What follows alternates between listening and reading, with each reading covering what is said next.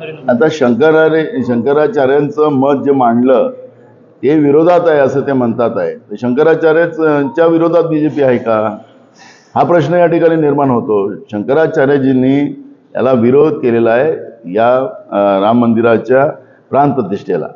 आम्ही तेच सांगितलं की शंकराचार्यांच्याच हातानेच त्या ठिकाणी त्याचं पुन्हा प्राणप्रतिष्ठा केली जाईल.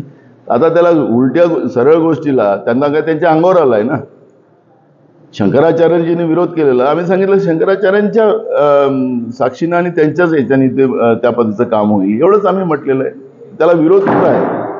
आता त्यांना दुसरं काहीच नाही आहे. कधी मुसलमान कधी पाकिस्तान अशा पद्धतीची भूमिका मांडणं. मुद्दे कुठं आहे? नरेंद्र मोदींच्या जवळ किंवा भाजपजवळ मुद्दे कुठे आहेत? जनतेचे मुद्दे का मांडत नाही? जे आम्ही 5 गॅरंटी दिली त्याच्यावर का बोलत नाही? तुम्ही 10 वर्ष सत्तेमध्ये आहात तर 10 वर्षात या देशासाठी काय केलं ते का मांडत नाही?